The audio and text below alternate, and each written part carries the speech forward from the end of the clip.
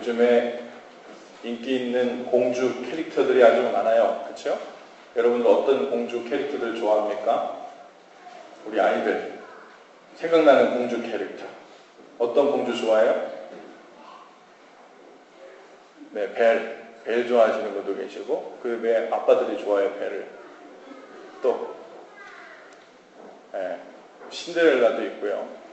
또 제가 찾아봤더니 무지 많더라고요. 백설공주도 있고 에리얼도 있고 또 엘사, 자스민, 라푼젤, 메리다, 티아나, 뮬란, 오로라 공주들이 무지 많더라고요. 각 공주들마다 캐릭터가 있지요. 유명한 이유들이 각각 있습니다. 숲속에서 잠자는 거 좋아하는 오로라 공주도 있고 또 드레스 입고 변신하는 신데렐라, 일곱 난쟁이하고 함께 사는 백설공주, 또 긴머리 라푼젤, 또 기존에 여리여리하고 청순하고 약했던 공주들과는 달리 강하고 똑 부러지는 성격의 겨울왕국의 엘사 공주도 있죠. 모두들 뛰어난 외모 혹은 왕자님 혹은 성격 이런 것 가지고 특징별로 유명합니다. 안타까운 것은요, 믿음 좋은 걸로 유명한 공주는 없더라고요. 누가 나중에 믿음 좋은 걸로 유명한 공주 캐릭터를 만들어서 만화 영화도 만들면 좋을 것 같아요. 대신에 오늘 성경에 믿음 좋았던 공주는 아니지만 왕비가 있었습니다. 누굴까요? 이름이 뭐래요? 에스더입니다. 에스더 왕비가 살았을 때는요, 우리가 보통 페르시아라는 이름으로 알고 있는 바사 제국 시대입니다. 이스라엘 백성들이 바사 제국에 속하여 살고 있던 여러 다른 민족들 중에 하나였죠. 마침 그 왕이 새로운 왕비를 맡게 되었는데 이제 그 왕후가 될 사람들이 후보로 나왔다가 간택된 사람이 바로 이 에스더입니다. 에스더는 이스라엘 민족 사람이죠. 유다 민족이었어요. 공교롭게도 그때에 맞게 사건 하나가 일어납니다. 당시에 대궐문을 지키던 사람 중에 모르드게라는 사람이 있었는데 하나님을 잘 섬기는 이스라엘 사람이었죠. 에스더는 그 모르드게의 조카였어요. 그리고 왕 다음으로 높은 권력을 자랑하던 하만이라는 사람이 또 등장하는데요. 이 사람이 길을 지나가면요, 왕 다음으로 제일 높은 사람이기 때문에 모든 사람들이 무릎을 꿇고 절을 해야만 했습니다. 그런데 모르드게는, 성문을 지키던 이 모르드게는 하만이 지나가는데 사람들은 다 무릎을 꿇고 절을 하는데 이 모르드게는 무릎을 꿇지도 않았고 절을 하지도 않았습니다. 하만은 모르드게에게 절을 왜 안 하냐고, 절을 하라고 성경에 보니까 한 번만 얘기하는 게 아니라 날마다 권했대요. 날마다 권했다는 얘기는 아마도 이 하만이 대궐을 매일매일 드나드니까 아침 저녁으로 날마다 지적하면서 절을 하라고 권했던 것 같아요. 하지만 모르드게가 듣지 않았죠. 모르드게는 왜 하만에게 절을 하지 않았을까? 신학자들마다 의견이 분분합니다. 그 중에서도 여러 의견들이 있지만 가장 유력한 의견은 무엇이냐면 당시에 그 하만이 사람들에게 거의 신적인 경배 수준의 절을 요구했기 때문이다라고 의견을 모으고 있습니다. 그리고 당시에는 자신이 원하지 않으면 설사 왕 앞에서도 절을 하지 않아도 되는 헬라 시대의 관습이 있었다는 거예요. 더구나 이 하만은요, 우리가 잘 알듯이 이스라엘 역사에서 이스라엘 민족과 아주 철천지 원수가 되었던 민족, 아말렉 민족이죠.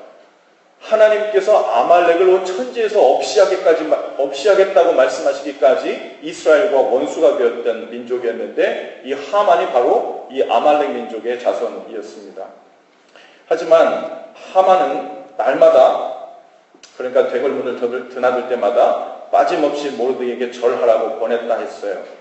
단순히 야 모르드게야 왜 너만 절을 하지 않니? 난 네가 절을 했으면 좋겠다. 뭐 이렇게 조근조근 이야기하지 않았을 겁니다. 날마다 협박과 위협의 수준이 점점 더해갔을 거예요. 자신의 자존심이 걸린 문제였습니다. 신적인 경배는 오직 여호와 하나님께만 하기로 작정한 이 모르드게가 하만에게 무릎을 꿇지도 절을 하지도 않자 이 하만은 자기 맘대로 안 되는 그 모습을 보고 악한 마음을 품죠. 그리고 계략을 짭니다. 무슨 계략을 짜냐면 저 모르드게가 자기가 섬기는 여호와 하나님 때문에 자신에게 무릎을 꿇지도 않고 절을 하지도 않기 때문에 저 모르드게뿐 아니라 저 모르드게가 섬기는 그 이스라엘의 하나님, 그 유대 민족 전체를 다 죽여야 되겠다 하고서는 왕 앞에서 계략을 짜게 되죠. 이 소식을 들은 모르드게가 당시 조카였던 누구요? 마침 왕후가 된 에스더에게 서신을 보내요. 그리고 그 사실을 알리고 이거 왕후가 힘을 써서 어떻게든 이 공경 가운데서 위기 가운데서 벗어나야 되지 않겠느냐고 알리죠.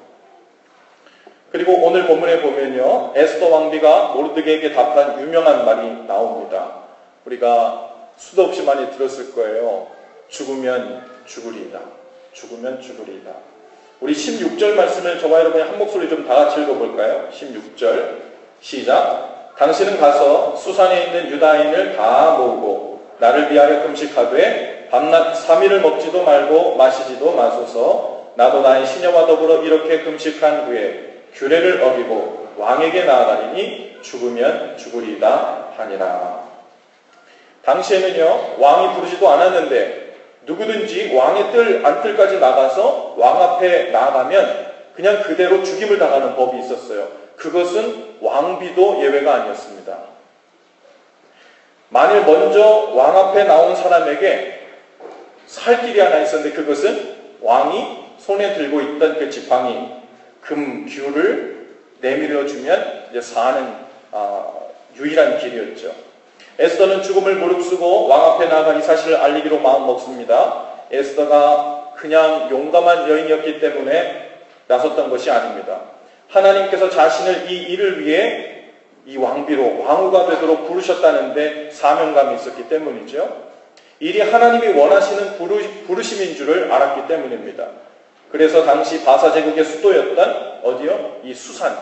그래서 이 수산이라는 곳이 바사 제국의 수도였어요. 그래서 이곳에 있는 그곳에 살고 있는 유대인들 전체에게 소식을 전해서 금식을 하고 3일 동안 낮밤을 먹지도 말고 마시지도 말고 함께 기도하라고 하죠. 여기서 이런 표현이 나와요. 에스더가 왕 앞에 나가면서 금식한 후에 무엇을 했다고 나오냐면 규례를 어기고 왕에게 나아가리니 죽으면 죽으리이다 그랬어요. 여기서 에스더가 갖고 있었던 믿음이 세 가지로 표현됩니다. 하나는요, 일이 하나님의 일인 줄 알고 자신의 시녀들과 더불어 다 같이 믿음으로 금식하며 기도한 일이에요.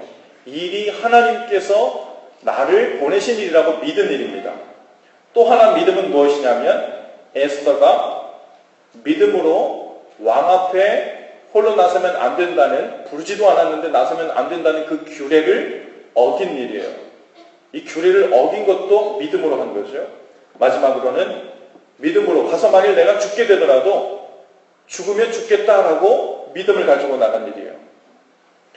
에스더가 죽으면 죽으리다라는 이 말, 여러분 이 말의 의미를 우리가 오해하면 안 돼요. 까짓거 뭐 한 번 죽지 두 번 죽나 어디 한번 해보자 이런 의미가 아닙니다. 죽으면 죽으리다라고 에스더가 한 말은 내가 믿음으로 하나님을 의지하여 나아가겠으나 그런데 만일 하나님께서 그 자리에서 나를 죽게 하신다면 그것을 하나님의 뜻으로 알고 이 생명도 주님께 맡기겠다 이런 의미입니다. 그런 의미에서 죽으면 죽으리다라는 말을 했죠. 많은 사람들이요, 믿음 생활을 하지만 믿으며 산다는 말의 의미를 이해하지 못하고 신앙생활을 하는 수가 많습니다. 어떤 사람들은 하나님과 복음과 하나님 나라에 대한 그 내용에 대해서 지적으로 알고 동의한 상태에서 사는 것을 믿음 생활이라고 착각하는 사람들도 있어요. 그 사실들을 단순히 아는 상태에서 사는 것과 믿음 생활은 전혀 완전히 totally 별개의 문제입니다. 그 사실을 아는 거는요, 마귀도 알아요. 우리뿐만 아니라 마귀도 아는 사실이에요. 마귀도 예수님이 누구신 줄 알고요, 하나님 나라를 알고요, 하나님에 대해서도 알아요. 심지어 복음도 압니다. 그러나 마귀는 뭘 안 해요? 믿음 생활을 안 해요. 또 어떤 사람들은 조그만 일에도 죽으면 죽으리다 라는 심정으로 막 달려듭니다. 신비로운 일 혹은 기적을 바라면서 자신의 재산을 톨리 바치기도 하고 생명을 막 던집니다. 마치 기적을 얼만큼 많이 체험하고 자신의 생명을 얼마나 쉽게 포기할 수 있는지가 믿음의 척도인 줄 착각합니다. 이런 사람들은요, 이런 사람들의 삶은 아주 위태롭죠. 하나님을 믿는 믿음의 그 근거가 아니라 많은 경우 종교적인 영웅 심리가 작용하기도 하고 자신의 큰 믿음을 하나님이 아닌 다른 사람들로부터 인정받고 싶어하는 그런 인간적인 믿음의 심리가 작용되기도 합니다. 여러분, 믿음 생활이란 믿으며 사는 일인데 믿음 생활이라고 부르는 이유는 일상적이고 보통을 넘어서는 일을 인정하며 살아야 되기 때문에 믿음 생활이라고 하는 거예요. 보이지 않는 가치와 보이지 않는 분에게 초점을 맞추고 사는 일이기 때문에 믿음 생활이라고 합니다. 오늘 본문 속에서 그 일이 무엇이었어요? 저는 이 단어에 주목합니다. 저는 한번 따라해 볼까요? 규례를 어기는 일. 규례를 어기는 일이 이 믿음 생활의 출발이 되었어요. 여기서 규례란 제가 여러분에게 밖에 나가서 교통법규 어기고 세상의 모든 법을 어기며 살라는 이야기를 하는 게 아니에요. 여기서 규례란 세상의 윤리적인 도덕과 규칙을 말하는 것이 아니라 영적인 의미에서 내가 당연시하며 살아가는 삶의 방식, 그것이 규례입니다. 세상이 당연시하며 요구하는 삶의 방식, 그것이 규례예요. 우리의 믿음 생활이 진보가 없고 맨날 그 자리인 것 같고 믿으며 산다는 말 자체에 대해서 어떤 그림이 전혀 떠오르지 않는 그 이유는 대부분 이런 이유예요. 내가 정한 삶에 대한 규례와 세상이 우리에게 요구하는 그 규례를 지키는 범위 내에서 우리의 믿음 생활을 하려고 하니까 상충되거든요, 이게 도저히. 그러니까요, 믿음 생활로 나아갈 수가 없어요. 믿음 생활은 그 안에서 해결되는 게 아니에요. 때로 하나님은 우리에게 내가 생각하고 있는 그 삶의 방식, 세상이 요구하고 있는 그 삶의 방식을 떨쳐버리고 나오고 깨고 나오고 어기며 나오는 일을 명령함으로써 믿음 생활로 우리를 초청하시죠. 누군가에게는 주일에 예배하는 일이 규례를 어기고 하나님께로 나오는 일일 수도 있습니다. 자신과 세상 사람들이 보았을 때 시험 기간에는 주일에 예배하지 않아도 된다는 그 일이 어쩌면 통념이고 규례이고 상식일 수 있어요. 주일에 절친의 생일이고 파티가 있으면 예배하지 않아도 된다는 생각이 어쩌면 당연한 규례처럼 생각하고 있을 수 있어요. 주일에 중요한 풋볼 경기가 있거나 피크닉 가기 딱 좋은 날씨이면 예배하지 않고 하루쯤 보러 가도 된다는 것이 어쩌면 세상이 인정하는 규례일 수 있습니다. 그러나 규례를 어기고 하나님 앞에 나가는 일 없이는 믿음의 사람이라고 할 수 없습니다. 어떤 사람은요, 어느 정도의 생활 수준을 유지해야 한다는 자신만의 삶의 그 방식, 수준, 그 규례를 지키느라고 하나님 것을 하나님께 드리지 않고 머물러 있는 사람들도 있을지 몰라요. 어떤 사람은 특별한 사람들과의 관계를 유지하는 그 규례를 열심히 지켜내느라 하나님께 나가는 일을 늘상 뒷전으로 밀고 있는 사람들이 있을 수도 있습니다. 어떤 사람은 어느 종류의 사람들까지만 용납하고 친하게 지내겠다는 자신만의 규례를 지켜내느라 사랑하고 용납하고 원수도 사랑하라는 하나님의 말씀을 계속 뒷점으로 밀어내고 있으면서도 믿음의 삶을 하겠다고 신앙생활을 하고 있다고 착각하고 있을 수도 있어요. 여러분, 믿음은요, 규례를 어기고 왕 앞으로 나가는 일이에요. 물론 나를 죽일 수도 있고 살릴 수도 있는 그 권세를 가진 세상 왕 앞에 나가는 일이 왜 두렵지 않고 왜 떨리지 않겠어요? 세상 대부분의 사람들이 동의하는 규례를 어겼다가 혹시라도 나만 피해보고 혹시 금규가 왕의 지팡이가 나에게 향했을지 않았을 때 그 상황을 나는 어떻게 수습할 것인가 두려울 마음이 왜 없겠어요? 하지만 여러분 기억하시기 바랍니다. 우리를 살리고 죽일 수 있는 권세는 금규를 들고 있는 나를 죽이기도 하고 살릴 수도 있는 이 세상의 법칙을 만든 세상의 왕이 가지고 있는 것이 아니라는 거예요. 오직 하나님만 우리를 죽이실 수 있고 살리실 수 있어요. 할렐루야. 세상 논리에 있는 것이 아니라는 거예요.